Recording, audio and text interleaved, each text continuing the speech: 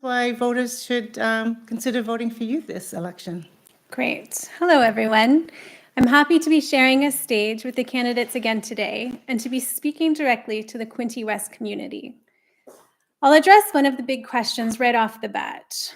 People always want to know why I choose to run for the NDP. In a community like this one, with a large and proud armed forces population, I'm sure I don't need to convince any of you about the threat that looms to our south. Every day, I see an increasingly volatile climate in the US, and I fear for what that means for us here in Canada. In moments like this, we can either be complicit through voting for the same politics to bleed north across our border, be complicit in our silence by voting for the same government that has been in power until now, or you can do something about it and stand up for things you care about. So I stood up, and the NDP's plan for Canadians are the things I care most about. And care is what I have seen over the last 3 weeks on the campaign trail. Care for our neighbors, care for our children, care for our future. Care for everyday people, not billionaires and millionaires, but people who live here in the Bay of Quinte. People like us who have children in public school, own small businesses that are directly affected by tariffs, and people who have always looked out for one another. Some of you may ask, what has the NDP ever done for me? Well, for the middle class, seniors, and vulnerable populations, a dentist visit can cost $7 instead of $150 because of the NDP. If you are a young parent and have access to $10 a day daycare instead of $80 or more, that was also the NDP. If you are a military family and struggling to find housing, only the NDP have a real plan, not just empty words repeated every 4 years, but a real plan with land and money allocated to create more housing in our community. If you are feeling the cost of eggs, milk, bread, and butter on your bottom line, only the NDP have committed to capping prices to essentials so you and I could feed our families. And when I say you and I mean it. This region is my home. I had my first job at the Quinte Mall, went to Loyalist College, and my mom was a lifelong teacher here. I've raised my own children and launched my business in Picton. I shop at the No Frills and I coach Little League soccer. I know many of you will want to vote for the same color you always have and generations before you have. This is not a vote for the things you believe it is. I hope in this election you'll vote for the party that is actually in it for you. Great. Thanks, Kate. Next, we're going to go to Erica Charlton from the Green Party of Canada. Thank you so much, and thank you so much for having me here today. Critical thinking Canadians are done with divisionary politics getting in the way of progressive legislation that could actually help us. We need leadership and unity, and a goal and a plan. We need to be working together right now, especially as we're facing tariffs and other harsh consequences from our neighbors through the south for no reason at all. And when I see this team here again in the next 4 years, regardless of who's going to win in this election, I want to be having a different conversation with them. I want to be overjoyed with the success that finally everybody has a doctor and everybody has a home. Instead, now we're hashing the same conversations as we did before. We need leadership, and there are solutions. So why haven't they been enacted yet? Part of our identity as Canadians is being tough and resilient. We're based on small rural communities that work together and overcome our differences to get the job done. We're not seeing that now. Our politicians are representing us with divisive language, of hate, of putting the blame on each other. That's not getting us anywhere. So why the Green Party? Well, we have solutions based on facts and science, and we have leadership. Also, we can vote with integrity. It's one thing to say your plan and acknowledge that we're all experiencing hardships and then vote against those plans that are put in place that could actually benefit us. With the Green Party, we don't have to worry about that. It's grassroots initiatives. I'm from the county. I grew up there. I played a lot of sports. And one thing that was great about that is that if we did have differences with our neighbors, We usually took those frustrations out on the soccer field, or in the hockey arena, or wherever we could, in a place that was appropriate. It's not appropriate in our parliament, and it's not appropriate in our House of Commons. We're not having progressive conversations that are coming to resolutions. We're pointing fingers at each other. Can we get some actual work done? That's my question here. The Greens' plan is to make access to primary care a right. And so when we do that, it'll open up the doors for us to look at alternative options for our healthcare, if that's going to immediately resolve the situation. If it means more training, if it means breaking legislation down that is preventing the medical professionals we have already in Canada that can't work for us, then that's what we need to do. But we need to use that plan, and we need to enact it, and we need to work together. Thank you so much. Okay. Thanks so much, Erica. Ryan Williams, our MP of the riding for the last candidate right now, but and candidate was representing the Conservative Party of Canada. thank you, Yeah. Susan. Nice to be here, and nice to be here at the chamber. And thank you Yeah. for hosting this.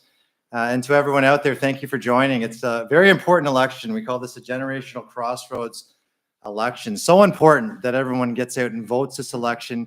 So important that everyone pays attention to the issues, because we do believe it's a fork in the road.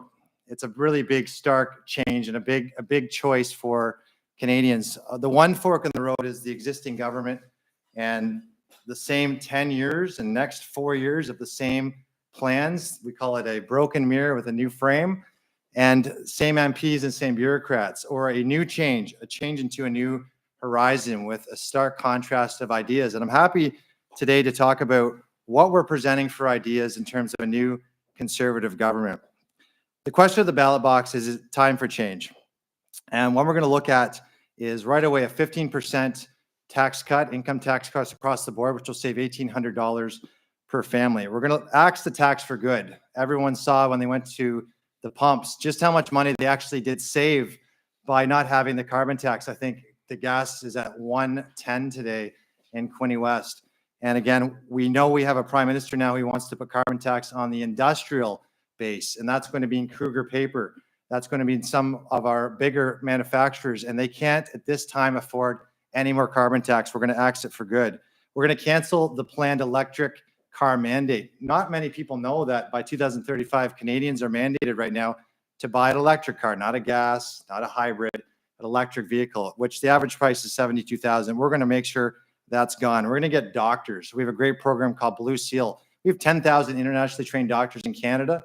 Right now, there's no way to get them in the system. We're going to make sure that the provinces work with us, eliminating interprovincial trade barriers. And the second side is to test these doctors who are already here. And within 60 days, if they meet our qualifications, we're going to find a pathway into the system. That means right now, where we're finding 8 hours or plus or more waiting in the hospital in TMH or BGH or Picton, we're going to eliminate that so they can work right away. It means getting a family doctor. And we're going to help CFB Trenton and our veterans. Right now at CFB Trenton, we have a base in disrepair. We have 50 homes, PMQs, 50 that were promised 10 years ago. Guess how many have been built? 0. We had a service member in his trailer over the winter. It's unacceptable for our servicemen and women to have to resort to a trailer in order to live. We're going to make sure they're built. And for our veterans, we have 2 programs that are really amazing, but one is to help with PTSD service dog and a mandatory program. The second is that any disability that's over 16 weeks, we're going to approve it.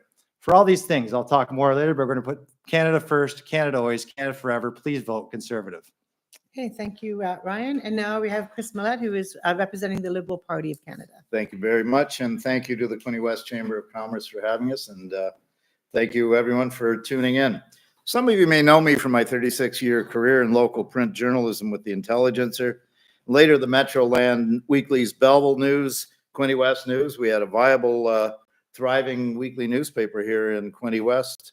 And some here may know me for what is now my second term as a municipal councillor for the city of Belleville. But please know this about me. I'm all in as your Liberal candidate for Team Mark Carney in this fight to build a new, stronger Canada. I don't need to tell you we're in one of the most, if not consequential elections of our lifetime. I'm running to provide the best representation to each and every resident of the Bay of Quinte riding under Mark Carney. Prime Minister Carney is shown to be a competent, strong leader the right person to lead Canada during these turbulent and dangerous times. When campaigning across this riding, we've experienced the overwhelming confidence that residents are showing in Prime Minister Carney and his policies.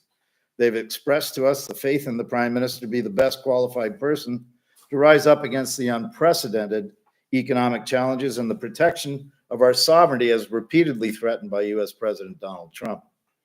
And repeatedly, folks are telling us they're tired of the constant barrage from the opposition, telling us that our country is broken, that crime is rampant, and about the opposition conservatives' refusal for political gain to distance themselves from such acts as we saw right here in Belleville in July of 2023, when we experienced the most vile, violent threats and slurs hurled at former Prime Minister Trudeau when visiting the city of Belleville. It was an embarrassment for all of us in the Quinte region, and one I dare not wish to see again.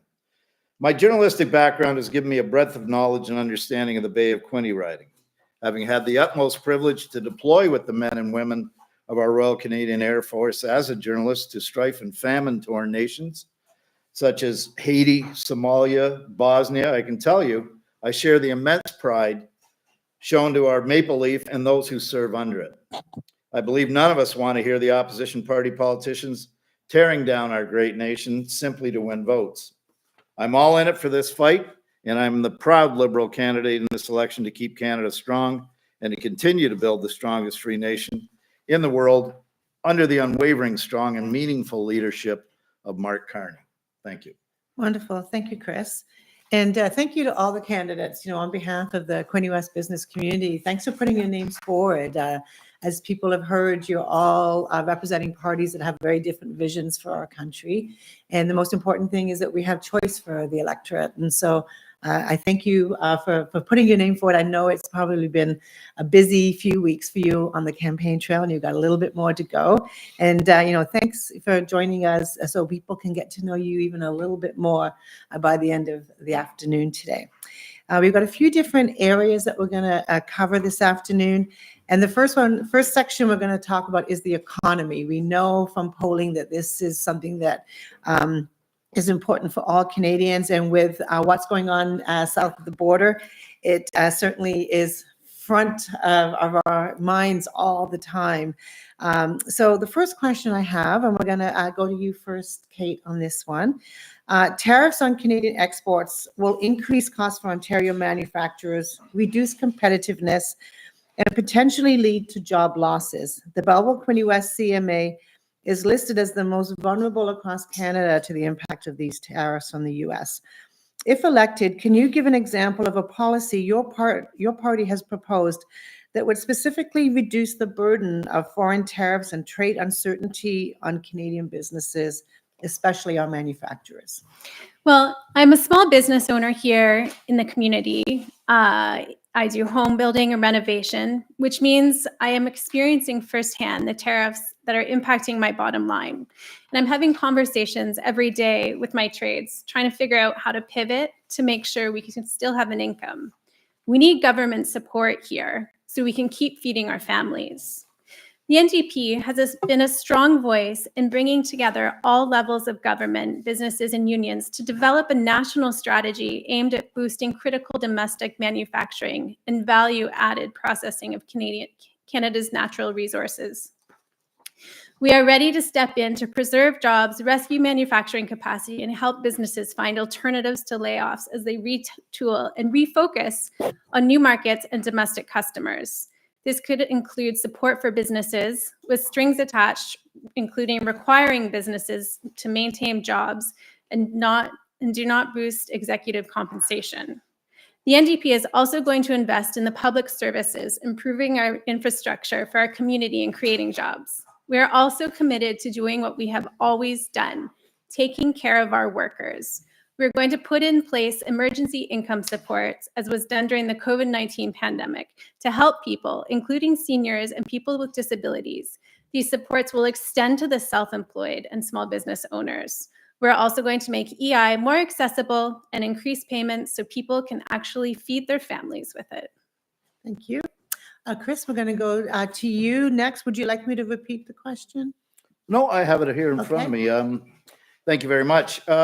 First off, in light of the changes in the rapidity in which they're coming down on us, we under Prime Minister Carney we will address what we can control. We cannot address what, and as anybody can understand, we wake up just about every morning, turn on the news, find out that President Trump has come up with another curveball for us all. So in the meantime, owing to the tariffs that we know about, we'll change the EI system to allow faster support immediately for workers affected by the tariffs. Plant closures, no more wait times. Those workers affected will immediately be allowed to collect EI. Carney's plan is to cover the full cost of apprenticeships as well and create more training opportunities in skilled trade. While we are dealing with the uncertainty of what's happening south of the border, we simply have to ramp up our skilled trades. All of our industries are telling us this in this area as well. The Quinte West area and the city of Belleville, as well as Prince Edward County, are well into the agri-food business, and we have one of the leading agri-food producing centers in all of our. We have Kellogg's and Sprague's in Belleville. We have the Quinte Specialty Foods at the old Nestle plant as well. What we have in place is to build a new $200 million domestic food processing fund. For instance, Keenan Sprague at Sprague Foods in Belleville, which uses locally grown produced grains and other materials for their much in demand canned goods right now, are telling us they need better access to markets. We are working with them as well, and it's something for all of our agri-food industries in this region to take full advantage of under a Carney government. Wonderful, thank you. Erica, same question to you. Would you like me to repeat it? Okay, thanks. The Green Party wants to approach this from different levels. It's really unfortunate what's happening to us because Canadians didn't choose this. What we did help is grow a thriving economy that was based on friendship with the states that integrated our processing. We don't have that option anymore. So if we're going to resolve this, we need to make Canada more sustainable from the inside and have growth that's going to continue beyond. The unstable tariffs that we're experiencing could come back again, they could not. But from this, we know that we need to be more dependent on ourselves, dependent on different international trade partners as well. So from there, we can stop the rip and ship that Canada does with our raw materials and starting adding value to every step of the manufacturing process, creating great jobs for Canadians. We need to implement a guaranteed livable income so that regardless of the efforts that we're putting forth to mitigate the worst of these job losses, that everyone's going to maintain a livable and fruitful life. We also need to make education free so that in industry where we are not able to transition workers into a new environment or offering new manufacturing jobs for them, that they can get the training that they need to transition into a new workforce and building a green economy through that as well. Canadians are resilient, and that's one of the greatest things about us. We will survive this no matter what. We're all going to experience hardships, and at this point, you need to take care of yourself and your neighbors to make sure that we all are thriving as the whirlwind from the States continues to affect us so negatively. Thank you. Thank you. Ryan, to you next. Thank you. No, and I appreciate the discussion today because I think, every party can give some good ideas on this, because I think the one thing we can agree is the threat coming from the south, and also we can agree protecting our jobs here in this region. And Chris King and Linda Lyle here in Quinte West do such a great job at attracting industries here. And the last thing we want to see is job closures. And I'm going to touch on a couple of things that I think we're good at, and that are ideas that we've also adopted. One is trades workers. So Loyalist College right now, they've shut down some programs, which has been bad, but we have to find a way provincially from the federal side to fill those job positions. In short, when we're talking about protecting trade in Canada, it's making ourselves more competitive, relentlessly competitive, meaning we have lower taxes and a more skilled workforce. So when people are choosing Quinte West and they're choosing Bay of Quinte, they're doing some because it's a competitive advantage to do so. And that means making sure that we train 350,000 trades workers. That's something that we've committed. $4,000 grants for apprenticeships, and starting as young as 14. I've always, when I talk about our education system in this region, we have a lot of work to do to work with elementary, secondary, and post-secondary, and then fast-tracking EI if we ever had any chance to really keep that workforce here without it going anywhere else. But the last thing we're going to do when I talk about how we differ is we do not agree with this industrial carbon tax that Prime Minister Mark Carney is going to put on our industries. It's going to make us less competitive. It's going to drive industries away. And the last thing we want to do with President Trump is to drive more of the $500 billion that have already gone into his arms and to drive those industries that these Canadians and these people living in Bay of Quinte depend on. The Quinte Manufacturers Association already identified 6,000 jobs that'll be effect if that carbon tax goes through. We're the only party that will axe the tax. Okay. All right. Did you want to rebuttal on that? Just on one point, if I may, on Ryan's statement, and this seems to be a key stumbling block between the opposition and the current and the incoming government under Mark Carney. The industrial carbon tax is not a bogeyman as the opposition is painting it. It's not an impediment. Kruger and others are already doing mitigation for carbon reduction. It's a responsible climate change, as a responsible climate change partner. All of the industries in Belleville, and there are only heavy industries in our two municipalities here. Prince Edward County, as we know, has little to none. They're already doing it, but the point being is that without some form of carbon pricing on industries that pollute, we have free trade agreements that we're trying now to open up with other parts of the world. Most of those other countries have requirements in their free trade agreements that we do mitigation and require mitigation from our industries. Okay. Go back to you, Ryan. We do have a section later on the climate change and the carbon tax, but Well, give me 15 seconds. Okay. Well, it's simply false that the CBAM, the carbon border adjustment measure, is an impediment for trade. The U.S. and China are already trading with Europe, and they are not putting a CBAM in, so that's false. But second, the last election, we heard this from our last incumbent, Neil Ellis, and they were saying that farmers were polluting. And what we saw from that was that farmers suffered when they had to pay for propane and natural gas that went to grind their grains. A lot of farmers here still upset about that. That's something we just don't want to see go into our manufacturers. We took it off the farmers. Let's keep it off the manufacturers. okay. Obviously, that's a hot topic, and we're going to get back to it a little bit more. This next question, we're going to start with you, Chris. And this has been actually on the news even today. Removing interprovincial trade barriers requires government cooperation, regulatory harmonization, and industry-driven advocacy. If elected, what would your party do to ensure there is a free flow of people and products across provincial borders? Well, we've already seen an example of that today, where Premier Doug Ford has already opened up that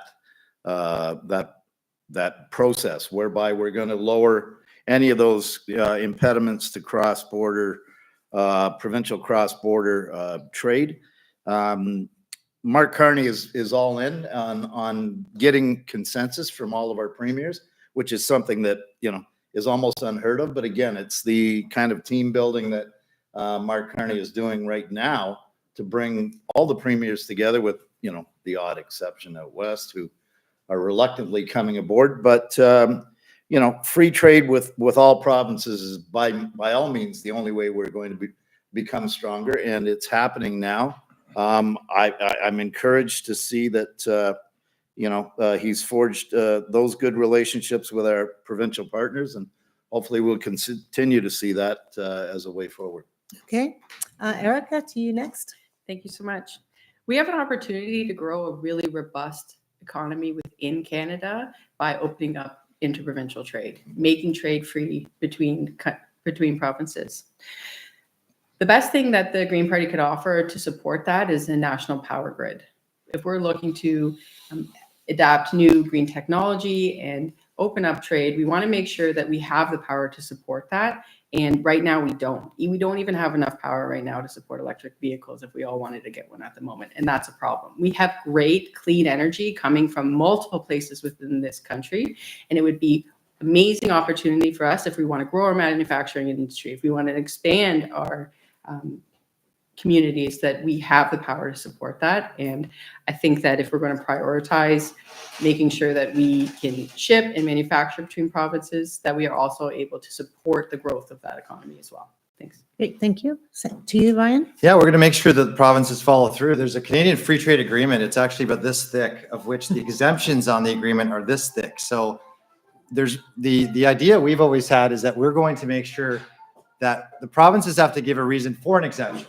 If you allow everyone to come in, normally that they're going to allow every lobby group will want every exception they want. We're trying to eliminate all of them. But in this specific interprovincial free trade barriers, the two that are the biggest are wine and liquor and beer. And that's Prince Edward County here, which is a big deal.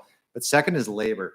And the Military Family Resource Center sees this here the most. When servicemen and women often relocate to Trenton, they bring their spouse with them. But if they're a paramedic, a doctor, a nurse, it sometimes takes a year and a half to get accreditation, and they normally switch careers. They don't wait for that.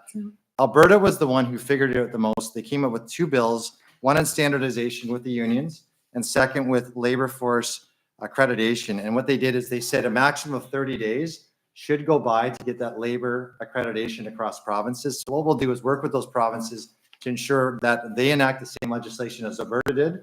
Alberta attracted 50,000 skilled workers through this legislation. I think a lot of them came from Toronto because I saw the ads in the subways. So the idea would be, if for this region, what that means is for our Military Family Resource Center, if we're able to get that accreditation, when we attract service members to this region, their spouses hopefully can work in their chosen field within 30 days. Very good. And Kate, to you, it's the same question. Okay, so the NDP supports removing unnecessary interprovincial trade barriers that hurt workers, small businesses, and consumers. Canadians should be able to live, work, and do business freely across borders. And that means cutting the red tape without compromising protections for workers, the environment, or public health. If elected, I would push for a collaborative approach that brings provinces, territories, and Indigenous governments together to harmonize regulations in a way that's fair and transparent. That includes aligning standards where possible, simplifying processes for businesses, and making sure professional credentials are recognized across the country, so a nurse or an electrician trained in one province can work in another without jumping through bureaucratic hoops. But we won't let deregulation come at the cost of good jobs or safety. We need trade rules that work for people, not just for big corporations. Ultimately, the goal is to strengthen our national economy while respecting regional differences, ensuring a fair deal for workers, supporting local producers, whether it's farmers in Saskatchewan, manufacturers in Ontario, or fishers in the Maritime. Thank you very much. We're going to move on to our third question. And Erica, you're going to answer this one first. How will your government strengthen Canadian supply chains to reduce our dependence on foreign suppliers and ensure that Canada isn't left vulnerable in future disputes? Sorry, can you repeat the question? Yeah, so how will your government strengthen Canadian supply chains to reduce our dependence on foreign suppliers? We're gonna. I'm sorry, I need a minute. That's okay. Sure, do you want me to move on to Ryan? We'll come to you afterwards. Okay, Ryan, go to you first. Well, we have to look at, I was the trade critic from August, which was a great job at the middle of the firestorm. And it really came down to looking at Canada and what defining trade and looking at what trade means for Canada. Well, trade is best when you produce the things we do the best and then you trade for the rest. So that's why we don't grow pineapples or bananas here or make computer chips. We trade for them. But we do have natural gas. We do have oil. We do have potash, uranium, aluminum in northern Quebec, food processing here in this region, great agriculture, our dairy, all the rest of those things. And the idea would be that we have to then make our products and our ability to produce them and get them out the door as fast as possible, but also as safe as possible under environmental standards, but also at the same time ensure that we find the right trading partners to get those out. Since 2015, because of the net zero policies from this government and the way that we delay and defer projects. The energy projects that have been delayed or suspended have been 660 billion. It's been between 100 and 200,000 jobs, many of them six figures we've lost, but more importantly, it was $40 billion that this government would have had in its treasury from governmental revenue that could have went to healthcare and dental and all these other programs we want to do. What we're going to do is ensure that we have pipelines that go east to west. We're going to ensure we get our LNG and liquefaction plants east to west, dual use from the Arctic, but also from our ports from coast to coast to coast. And we're going to ensure we get our critical minerals out and we're going to process them. I know the Green Party's talked about this. I agree with it. We need to not just be the first manufacturer. We need to be the tertiary manufacturer. What that means here too is that we're going to find better ways to attract more business, and we're going to find better ways that they're going to find it more competitive to be in Canada. And that might be the cold storage we have. It might be anything else. The biggest thing though, between our government and that, we will do that quickly with energy corridors, and we're going to fast track approvals. The Mark Carney government has said already, he said it in French. We'll wait to see what he says tonight. He will not approve more pipelines. If we elect that government, that won't happen. It's going to cost Canada. Okay, thank you. Kate, it's to you next. The same question. So we're all feeling the tariffs, of course, but this isn't new. We saw during the pandemic what happens when we don't make enough of what we need here in Canada. Shelves went empty, prices shot up, and we were stuck waiting on shipments from overseas. That can't happen again, and it doesn't have to. An NDP government would bring more of that production back home. That means investing in Canadian manufacturing, farming, and clean energy so we can make more stuff right here in communities like Bay of Quinte. We've got the skilled trades, the factories, and the farmers. We just need the government that's willing to back them. We make sure that when the government spends money, whether it's buying vehicles, equipment, or food, it goes to Canadian businesses and workers first. That supports jobs and keeps money in our community instead of sending it overseas. We also want to make it easier for local businesses to grow, cut red tape between provinces, improve road and rail so local producers can move goods faster and cheaper.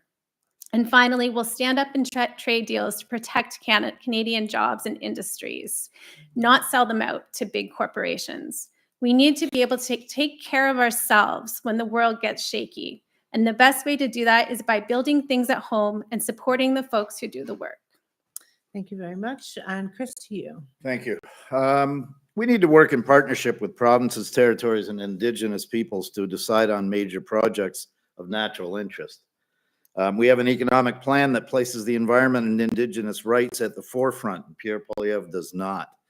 We absolutely agree that we need to expand and enhance our access for markets on our resources. However, our government will not impose any project on any government or Indigenous community. And that is a crucial point because while we agree in principle that we do need to get the East-West pipeline going, we will not do that step over Indigenous peoples in any of the negotiations or consultations.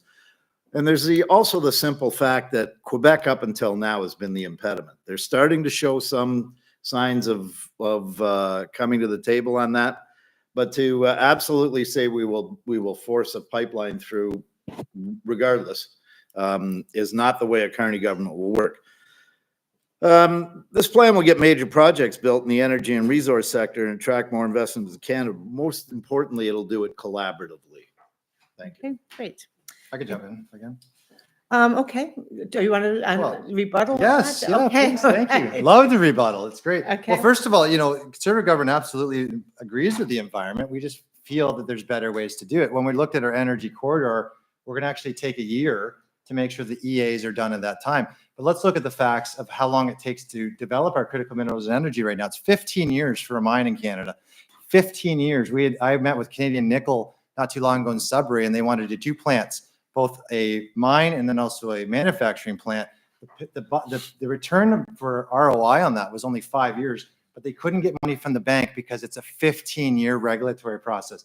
Our Ring of Fire, which is trillions of dollars in Northern Ontario, again, 15 years. We have a local owner, Quesadilla, or not Quesadilla, the Grange Winery, but they're an owner of exploration, but we need to get that done. The simple fact is it hasn't worked the way we've done it. We have to get back to 1-year regulatory hurdles, getting over that. And the last point is we are partnering with First Nations. We're actually sharing 10% of revenues with First Nations, and First Nations are on board with that because that helps them get clean drinking water and helps their communities. Okay, very good. Now, I do have to take a moment and just pass on that unfortunately, Erica Charlton, representing the Green Party of Canada, is not feeling well and has had to remove herself from today's discussion. Anyways, she sends her apologies, and hopefully you can find a way to connect with Erica another time. We're going to move on to actually what I have down as question number 5, which is, what specific actions will your party take to address the rising cost of living, including housing, groceries, and fuel? And how will those measures provide immediate relief to everyday Canadians? And Ryan, I'm going to start with you for that question, please. Thank you. And this is a big one. So many people are suffering when you go across the doors. I know all of us are hitting doors. You knock on a door with someone paying 100% of their income into rent, and it's heartbreaking. And so I think the first thing we've looked at is an income tax cut. It's 15% cut across the board. It's $900 per worker, $1,800 per family. It's a first step, but that'd be right away. We know that the excess taxes, the carbon tax or anything else has been gone. Of course, we've said we'd axe it permanently, but it was something that we pushed for, and we were happy to see that off. But more importantly, when it comes down to the rest of the problems we have, it's going to have to come down to some really complex but strong initiatives from the government as soon as they're in power. When it comes to housing, we know it's the regulatory burdens, it's the red tape. I know Mr. Malette and I sat both on planning another parts in city council, and we know the hurdles it is, and we get ourselves in our own way in terms of getting housing going forward. But one of the things we're trying to do, besides the skilled trades, besides getting houses built and getting the red tape out of the way that's stopping us, is to ensure that groups like Bob Cottrell and Phil Spry, who are already doing a great job at a developer and a non-for-profit working together to get affordable housing up. The thing that we need for seniors, for those that are asking for housing, it has to be rent between $600 and $900 maximum. That's what Phil Spry and Bob Cottrell have done, both by working with CMHC and also working on the development side. The developer takes the risk, the non-for-profit goes after the funding. And what they've been able to do, they have a target for 500 homes in 5 years. We need to get them almost a Nexus card so they can do it over and over. We have to get them with Pinecrest, which is in Bloomfield, approved right away, but also get projects going in Quinte West, in Belleville, so that they can get that going. Hastings County, Eastern Ontario had a 7,000 homes in 7 years. Their model fits with this one. That's a good way to get that going. We need to get it going quickly. Okay. Kate, the same question to you around what are you going to do about the rising cost of living? Okay. So when New Democrats fight, Canadians win.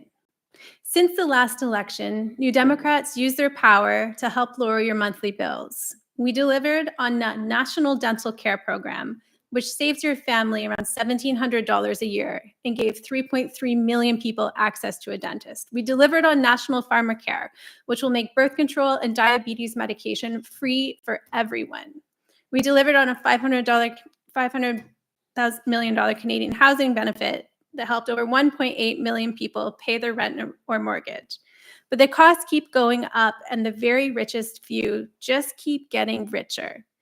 It is very possible that Mark Carney will become the next leader of Canada. This is a man who has spent his entire career helping billionaires get richer. He has been responsible for companies who are buying apartment complexes, inflating rent, leaving residents struggling to pay their bills. How can we trust that a man like this isn't just going to put dollars into billionaires' pockets? The NDP has to have a seat at the table to make sure this doesn't happen. We have always worked for you and will continue to do so. We're going to scrap the GST on basics like groceries and restaurant meals, diapers, kids' clothes, phone and internet, and home heating.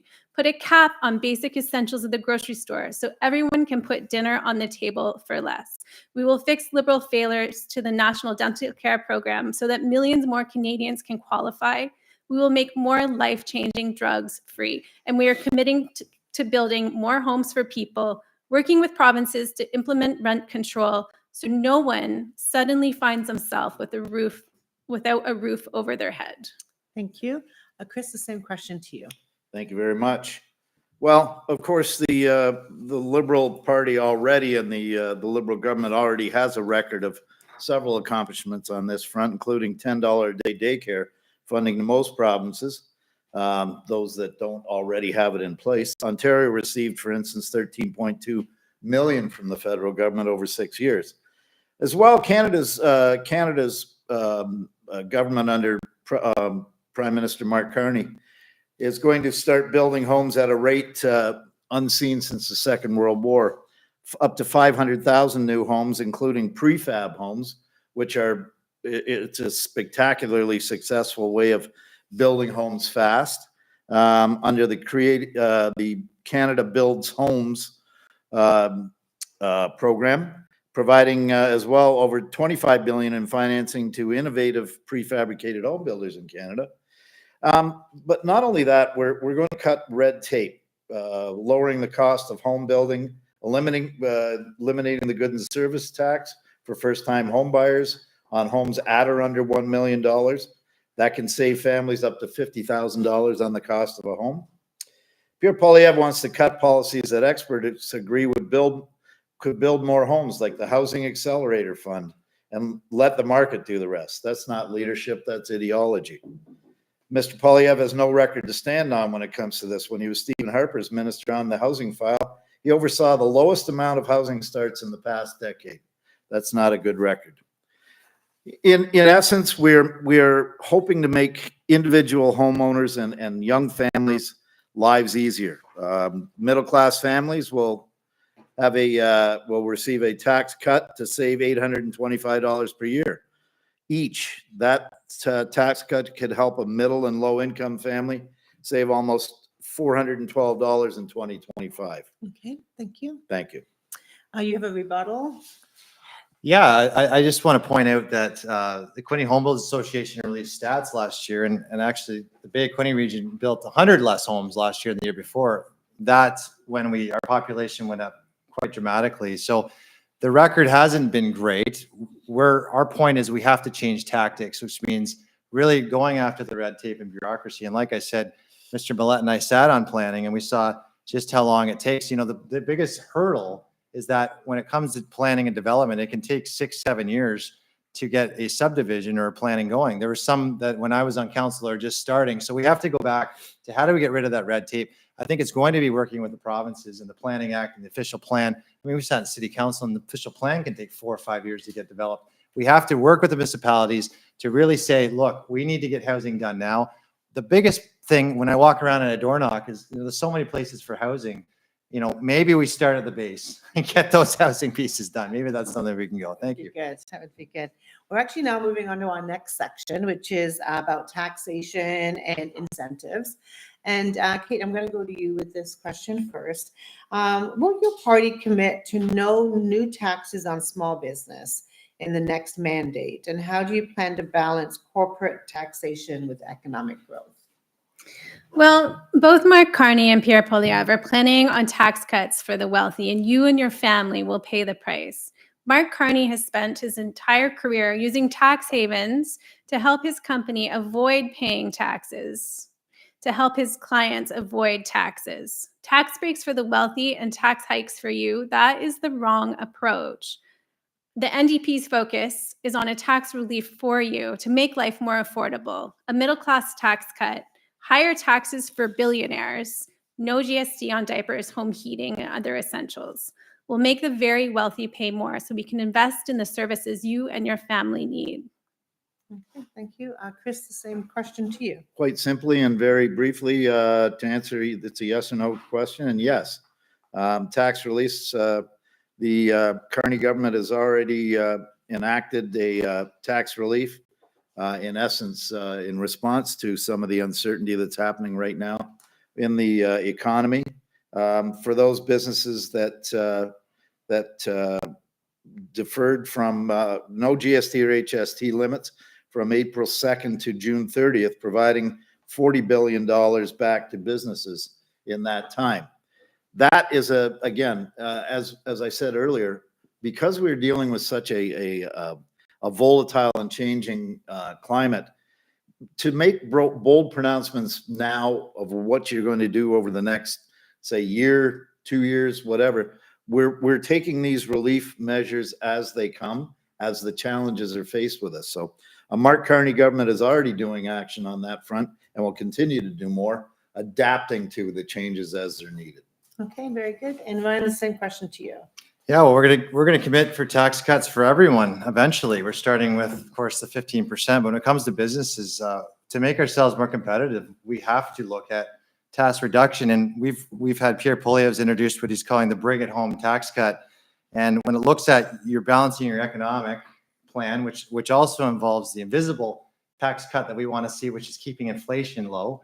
That's inflation. Everyone's seen what's happened when you spend $1 trillion of inflationary spending, what's happened to the grocery store and the price of almost anything. That's gone up. So we've committed to help balance that. How we do that is obviously develop our natural resources, make sure you get to market, but we're also going to do these tax reduction measures. And one of them is a 25% reduction in federal red tape. We're going to eliminate 25% of federal government red tape within the first 2 years of office. We're going to do a 2-for-1 regulatory rule for every new federal regulation introduced. 2 existing regulations were repealed.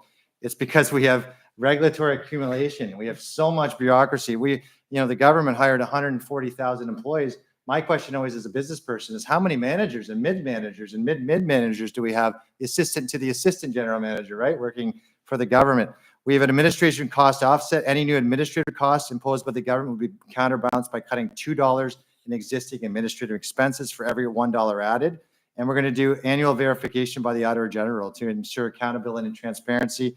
The Auditor General will be mandated to verify the reductions in red tape annually. So really looking at making sure we're more productive. We hear this word productivity all the time. Productivity is a simple equation that we have employers, more employees doing more work, or there's more output for that, more GDP, more output. And we know that tax cuts always, and as an example, are not always going to automatically mean that we get that economic output, but it's done in the government. We can guarantee you because there's that output balanced by accountability, but also because that's an expense item. We know if we can make the government more productive, our businesses then can share the benefits and the fruits of that. Oh, very good. Thank you. So our next question, I'm going to have, Chris, you're going to go first on this one.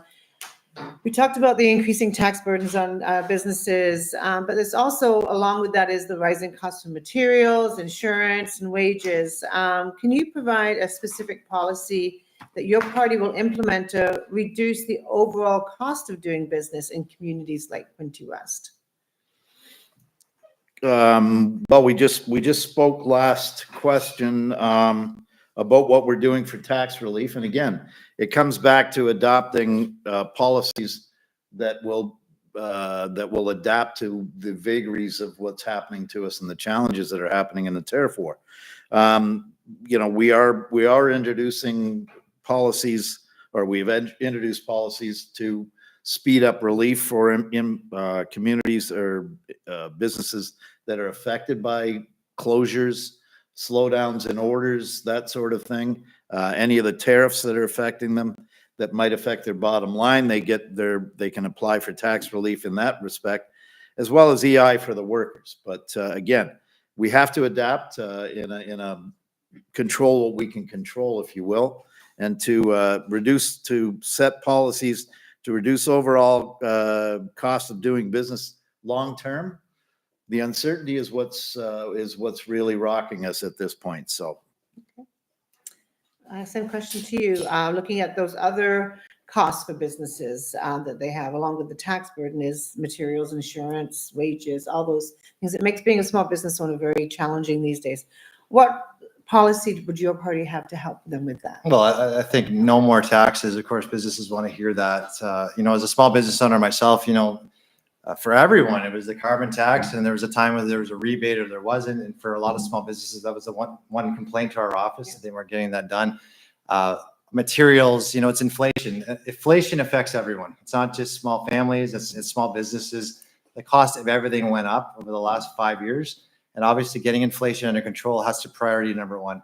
Interest rates down are also really important. When there's lower inflation and you have a good economy, the interest rates are important because businesses are paying small loans. They're trying to keep afloat. Those interest rates just eat into their costs. And lastly, competition.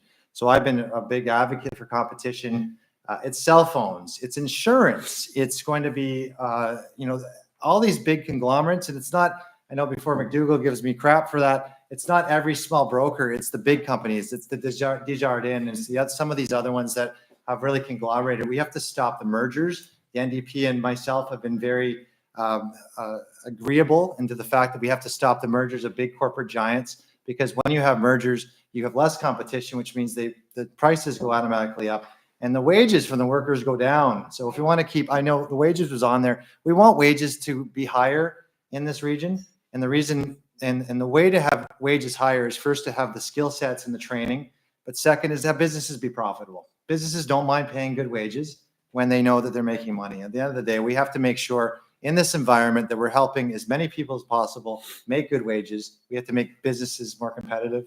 That's what we're going to do. Okay. And you do have a rebuttal on that? Just briefly, it's not so much a rebuttal as it is to highlight the fact that Ryan mentioned that our good friend Ross McDougall and the insurance companies, we're seeing small businesses and most businesses face higher terms for their insurance. Policies are going up. I just want to underscore the fact that insurance companies are paying some of the largest payouts that have ever been experienced. We have entire town sites are being wiped out by wildfires. Some of the most violent storms, and we just saw another example of that with the ice storms.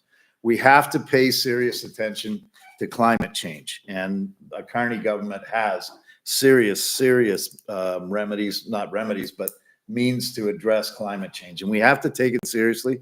We can't just push it aside for this expediency of business expansion. We have to pay attention to that because it does affect the bottom line, and in particular, insurance rates. Okay. Same question to you. Would you like me to repeat? No, it's okay. So one specific policy that the NDP will implement, which will affect me directly as a small business owner, is capping credit card transaction fees.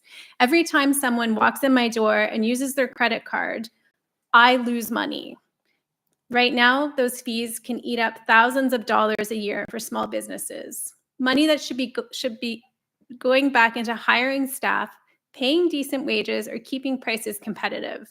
The NDP is going to work with small businesses and financial institutions to lower these fees to levels similar to what small businesses pay in Europe. But we're not stopping there. We'll also introduce targeted tax breaks for small businesses that invest in local hiring, green upgrades, and digital tools. Expand access to affordable commercial insurance through cooperative models, because rising premiums are pushing some businesses to the brink. And ensure faster, more affordable access to local supply chains by investing in regional transportation and logistics and infrastructure right here in Bay of Quinte. Our economy works best when local businesses succeed, not when multinational corporations get all the breaks. The NDP will be a real partner to small business because we know they're key to building a fair, more resilient future in Quinte West and across the country. And yeah, and that's great. And I just want to add on to that, open banking will also help that. So open banking, it's pretty simple. It's just the fact that you own your data, the banks don't, and allows competition. And when open banking comes in the NDP, and I know I'll give props, liberals were too, they're just slow. It just took 6 years, but it is giving more options to small businesses to make sure they can lower those costs as well, because banking charges and banking fees can be quite high. Okay, very good. All right, this next question, we're going to have you answer it first, Ryan. And it's like, will your party commit to making it easier for local businesses to bid on government contracts, ensuring taxpayer dollars benefit Canadian companies? Yes, and one of the biggest burdens and something we need to overhaul is the Canadian government procurement system, especially the military procurement system. And the example of that is we have so many companies that have gone through the rigmarole of trying to fill out all these forms and all these extra bureaucracy just to get contracts from the government for procurement. And it could be the answer to fight or flight, or to success or dismay for any of these companies. And the example we had in Quinte West was Miltex. Miltex, and I was working with them, they were fighting to try to get this government contract. They were one of only 2 Canadian companies making parachutes. They're located here in Quinte West, employed people from Quinte West, but they couldn't get through that procurement. We're going to fix that. We're going to make sure when it comes to procurement and IP in Canada, that we're going to make sure that Canadian companies benefit, that we don't go outside of the US or outside of other places. It's really going to help keep our companies and our government secure. It's also going to help grow our companies in Canada. In the US, they have a program called DARPA. It's Defense Agency, and it's about IP and planning. We're hopefully going to get something similar with our advanced research in Canada as well. So any company, no matter who it is, especially around Quinte West, we're going to make sure that they have equal access to that procurement. And it's also going to be that we're also trying to ensure, and I know I've seen it from other provinces, that we work with our municipalities and provinces as well to do the same. Because the more that we can guarantee Canadian companies' survival, the less a threat or less vitality or volatility when it comes to dealing with tariffs from the United States. Okay. A same question to you, Kate. So I can say without hesitation, yes, our party is fully committed to making it easier for local businesses to access government contracts, because taxpayer dollars should support Canadian workers, Canadian companies, and Canadian communities first. For too long, we've seen government procurement systems that favor massive multinationals with armies of lawyers and lobbyists, while local businesses, the ones actually creating jobs in places like Belleville, Trenton, and the county, get shut out or buried in red tape. The NDP will fix that by simplifying the bidding process so that small and medium-sized enterprises can actually compete, breaking down large contracts into smaller, more accessible chunks so local suppliers and contractors can get a fair shot. Prioritizing Buy Canadian and local procurement policies, especially for infrastructure, green technology, and public services, and ensuring transparency and accountability so contracts aren't quietly handed off to the biggest donor or best connected corporation. This isn't just smart economics. It's about building local capacity, keeping good jobs in our communities, and making sure public money serves the public good. That's how we build a fairer, more resilient economy, and the NDP is ready to deliver on that.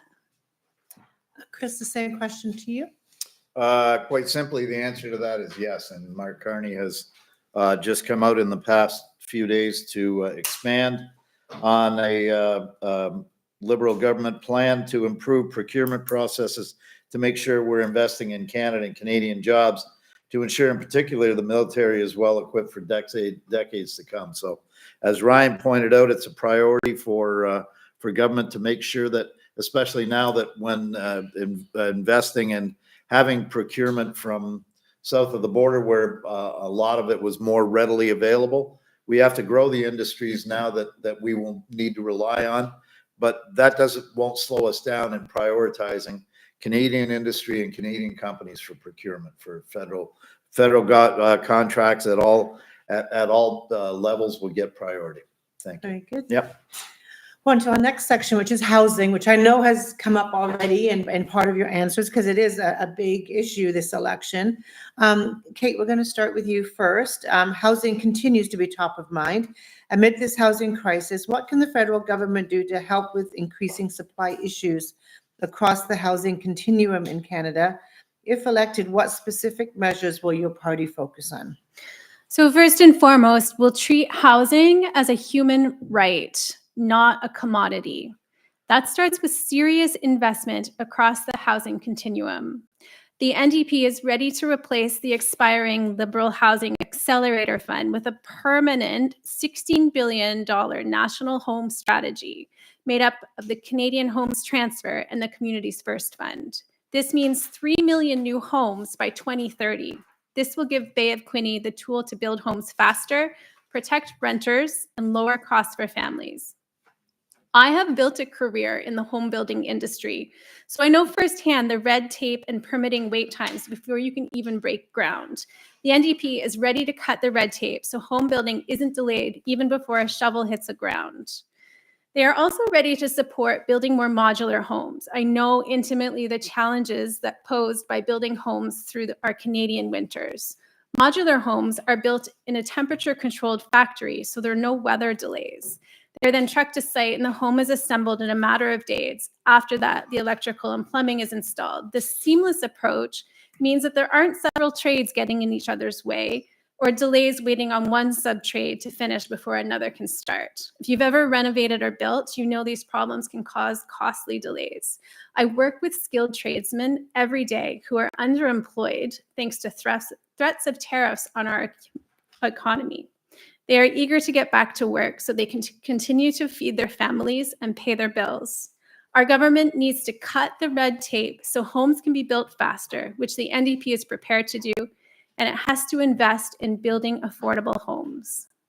Thank you.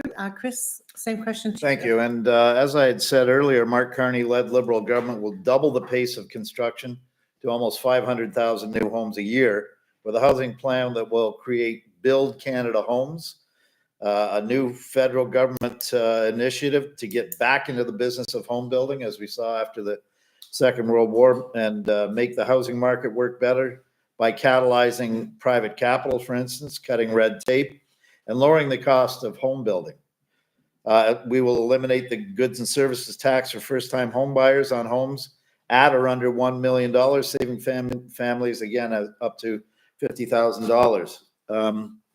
As well, we would act to, in that the construction of affordable housing, the entity would supply $25 billion in debt financing and $1 billion in equity financing to innovative Canadian prefab home builders, as was mentioned. The Liberals would also invest almost $74 million to improve critical housing infrastructure, speed up housing development, and help meet the growing demand of affordable housing, including in the north. We would also invest almost $66 million to build, renovate, and repair hundreds more homes across Nunavut, for instance, including Indigenous peoples and underserviced groups. Thank you. Thank you. Maya, same question to you. Well, I've been very vocal about housing. My first question in House of Commons actually was on housing, the first day of Parliament to the Prime Minister, and so it hasn't improved at all in the last 5 years, not at all. You know, the answers are complex, but they're also somewhat simple in terms of what we need to do. It's setting targets for each of our areas, and I've been very vocal. We need 5,500 more homes here in the next decade, of which 1,500 need to be affordable rental.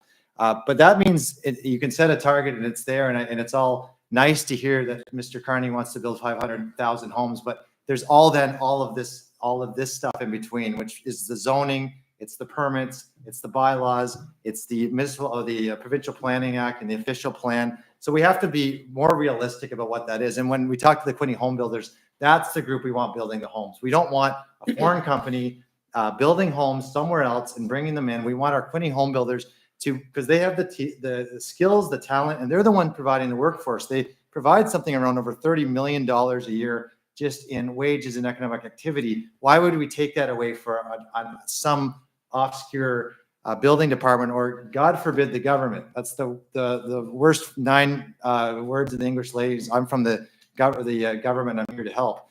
At the end of the day, we need to give the power to the people. So what we're going to do, number one, is take the tax off of new homes to help builders get in, and home buyers get into the game. It's $1.3 million, not just for a first-time home buyer, but any home buyer. So what that does is people who are moving out of a home, maybe downsizing, maybe going to something else, they're going to leave another home in the market, which allows another buyer to get in that. But more importantly, what we're going to be looking at doing is making sure we work with our municipalities in the provinces to get rid of that red tape, look at pre-zoning, make sure that we're looking at the taxes as a whole. And we've even introduced that anytime a municipality takes developmental charges or permitting off of the tax burden for that home buyer, we're also going to do 50% to take care of that as well. So it's about taking care of taxes, making it more affordable, making sure we get homes in the ground. Okay, very good.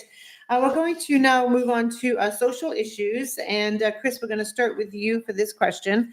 There is concern on the rise of hate and the attacks at home and abroad on trans people, LGBTIQ communities, and women's rights. How will your party protect human rights in Canada and internationally? Are we going to take the two together, are we? Yep. Okay. Well, as we know, I don't think there's very few governments in the past couple of decades that have done more to recognize and support the LGBTIQ communities and women's rights. We are introducing under the Mark Carney health plan, as for instance, pharmacare that will help increase access to contraception,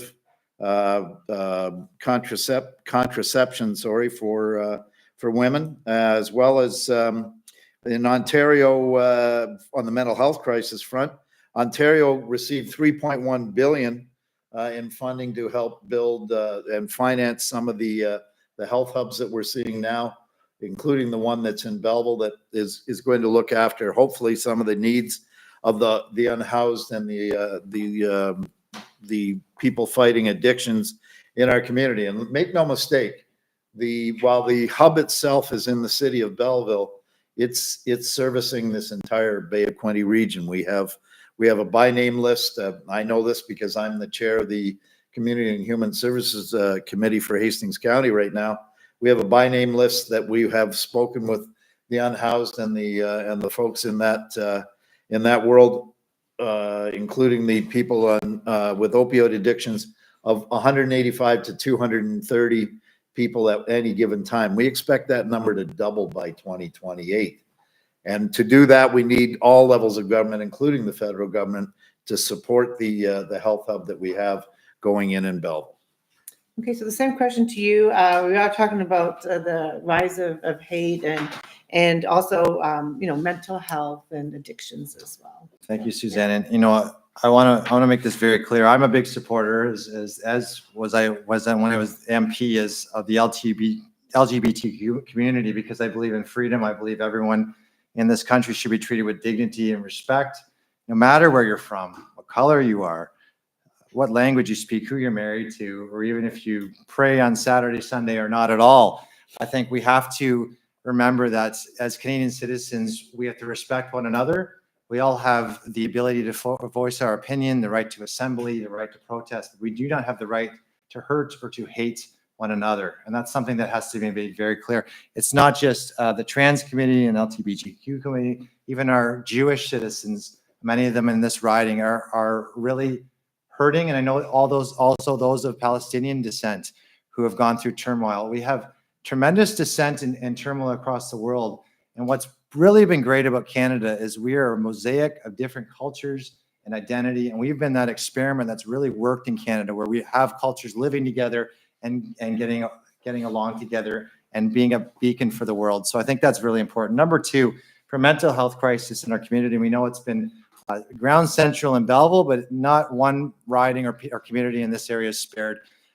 We have to look at treatment, and we've been fighting for that since 2023. Before that, there's no treatment space between Kingston and Oshawa for men or women addicted to drugs. And what happens is they end up in the hospital, and even trying to get into lineup for a counselor or for a psychiatrist is a nightmare. So first of all, their doctor program, getting the healthcare we need. But number two, $250 million over 5 years for treatment and addiction. We do look at it that we have to help those. It's not an easy road. Anyone going through addiction is going to have relapse. They're going to have a difficulty with it. We call it results-based because we're working with programs that know that there's going to be stumbles, there's going to be restarts. We want to make sure we have the best successful outcomes. There's a lot of programs like the Oaks facility in Manitoba, the Scott Oaks facility, that's done an incredible job. That's where we're modeling it off of. Okay. And Kate, the same question to you. Thank you. As the federal NDP candidate for Bay of Quinte, I want to be crystal clear. Every person deserves to live in safety and dignity, free from hate, discrimination, and violence, no matter who they are, who they love, or how they identify. The NDP will always stand on the side of human rights here in Canada and globally. If elected, we will strengthen federal protections against hate crimes and online hate, and hold social media platforms accountable for spreading dangerous content that targets marginalized communities. We will fully fund 2SL LGBTQI+ organizations doing critical work on the ground in small communities like ours, not just big cities, so people have access to support, education, and advocacy close to home.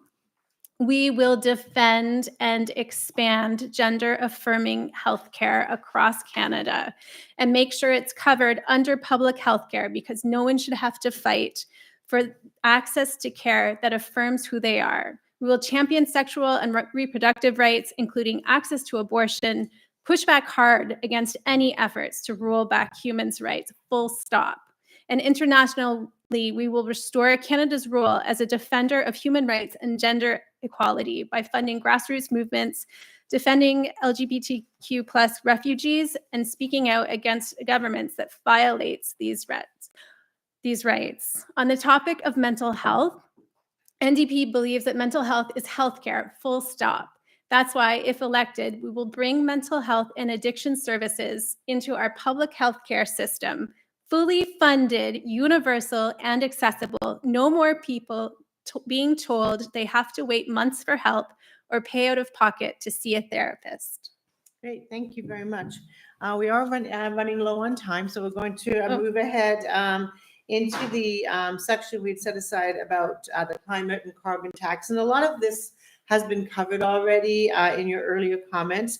But Ryan, I'll just start with you, just to kind of clarify, if elected, how would your party balance environmental sustainability with economic development?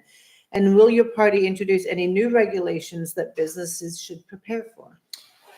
Well, no, we will not introduce new regulations, but we think, we have environmental regulations in Canada and pretty strict ones.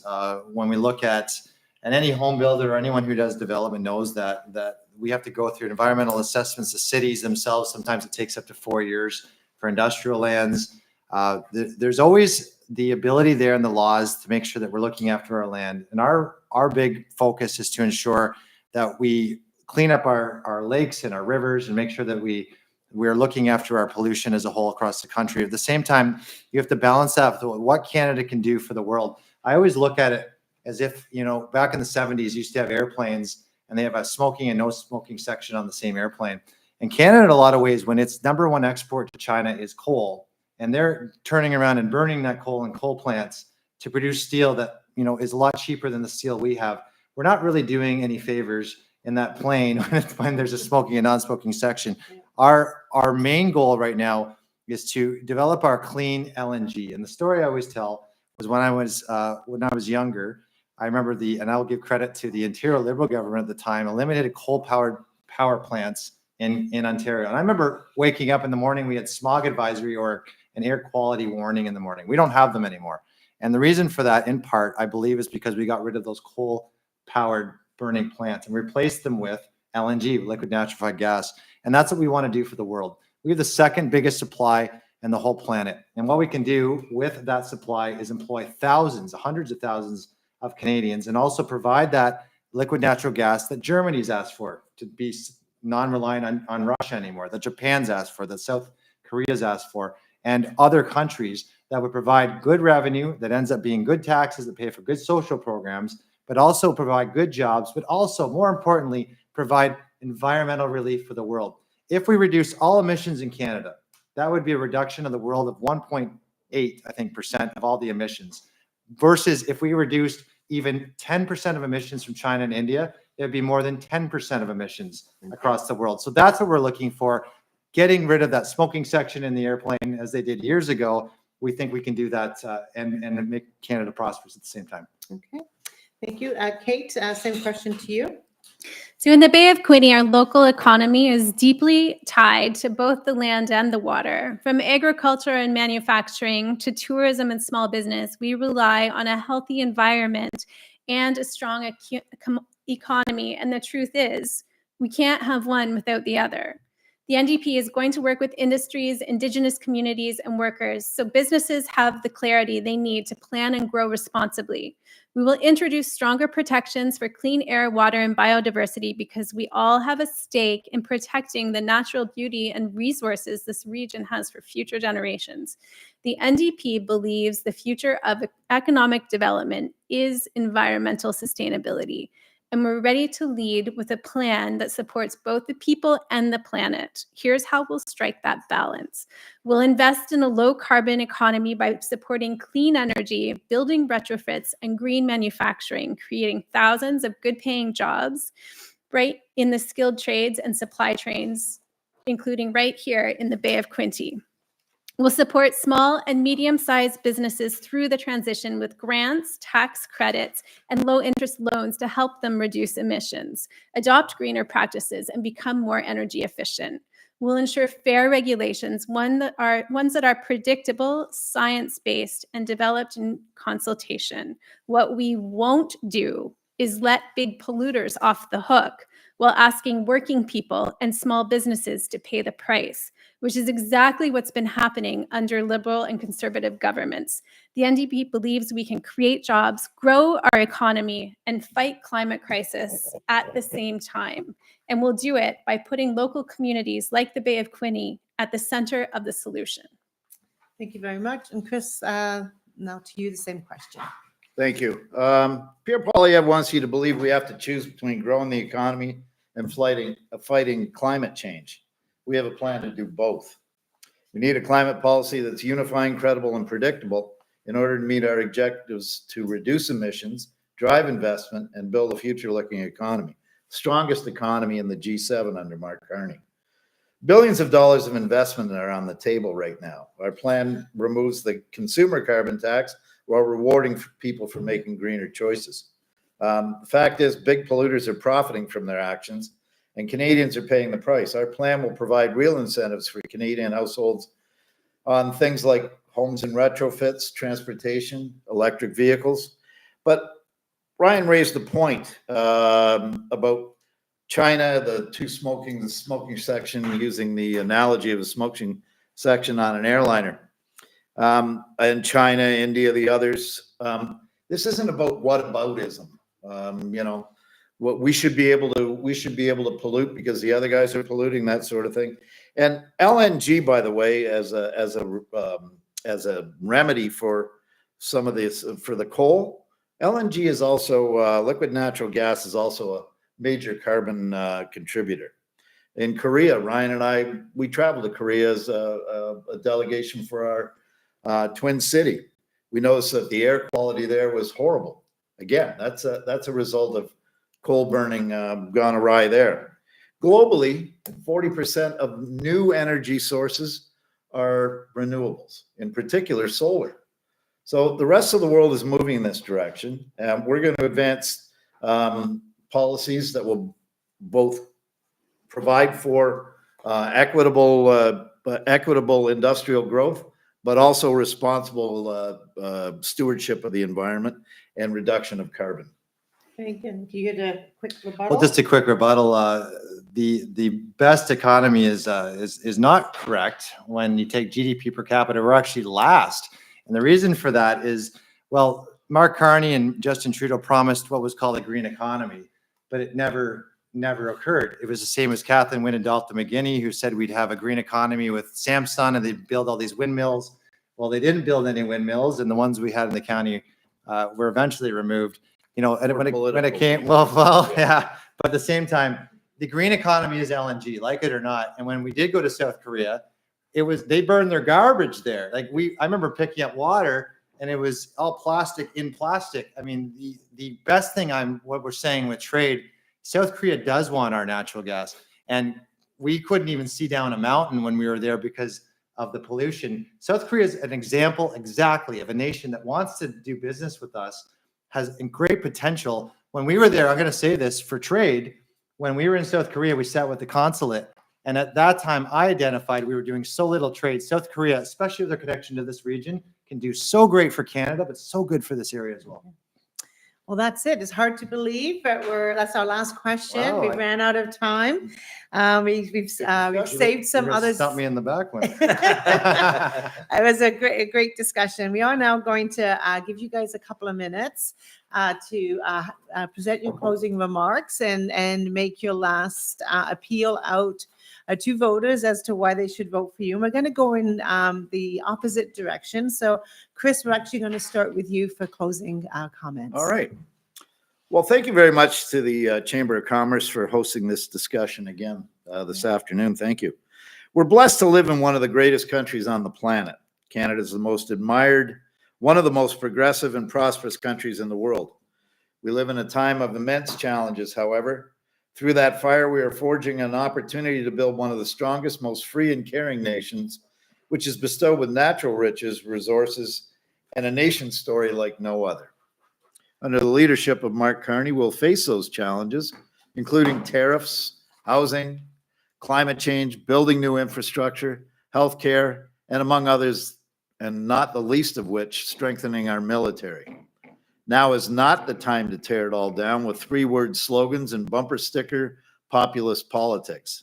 Now's the time to rally around our maple leaf, get our elbows up, and support our leader, Mark Carney, to bring us through this tumult stronger and with an unbreakable resolve to continue as one of the best places on earth in which to live, raise a family, and thrive. A Mark Carney government will stand strong against Donald Trump's tariffs, create new jobs, cut taxes for the middle class, and build the fastest growing economy in the G7. Liberals will build Canada strong.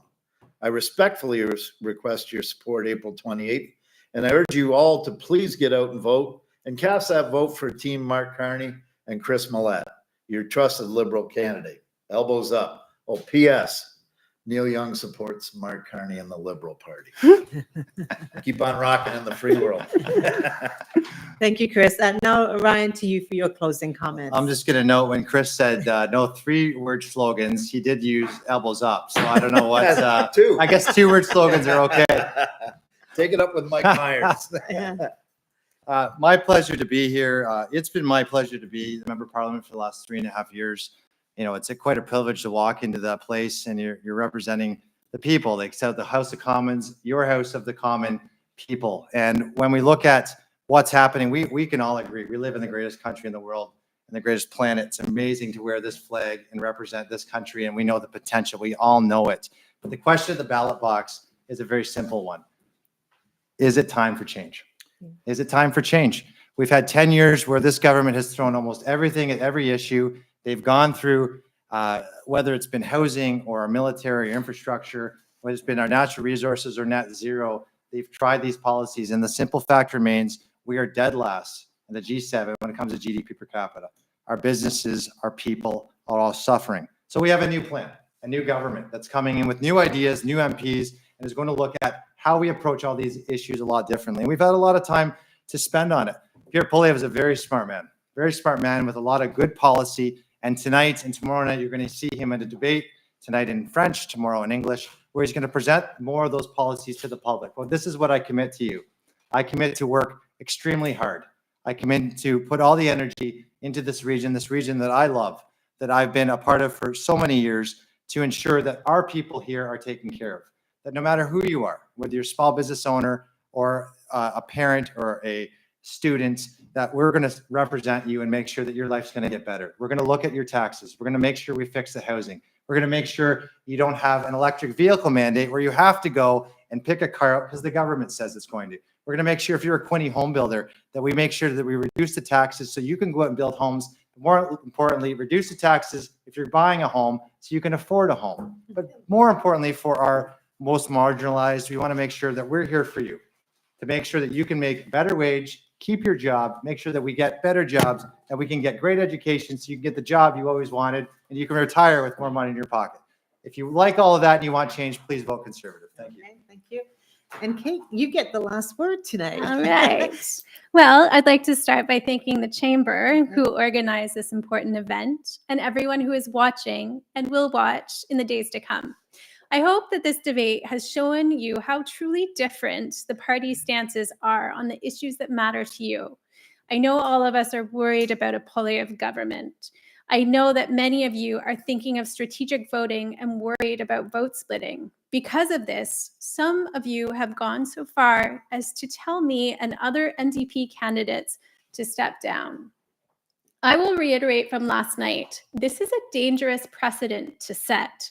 If Tommy Douglas had stepped down, you would be paying thousands of dollars for every midnight trip to the ER when your kid has a fever and you don't know what to do.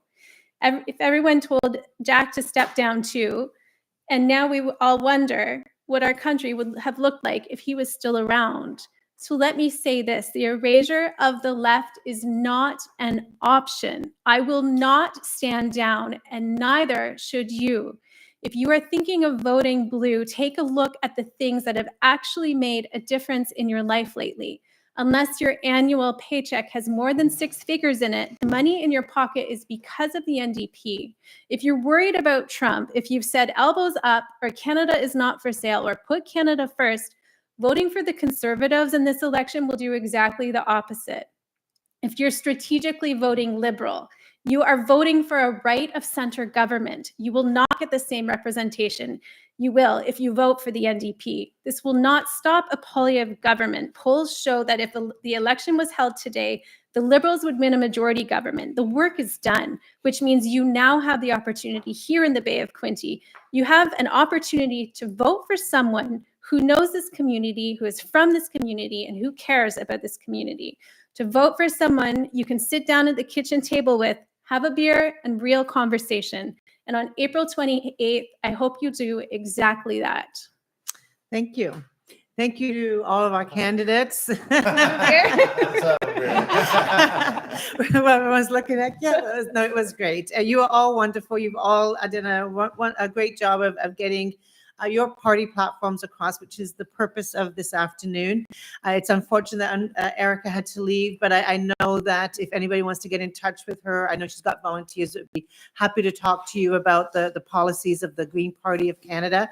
I want to take a moment and thank Dave and his team from County Audiovisual for setting up the electronics, the cameras, the microphones to make sure that we could deliver a good quality live stream to you today. Thank you once again. Most important for those that are watching at home, get out and vote. You should have got your voter's card. If you didn't, follow up. There's all kinds of opportunities for you to vote. And that's the most important thing, is that you get out and vote for the candidate of your choice. Thank you very much. Thank you. Here. All right.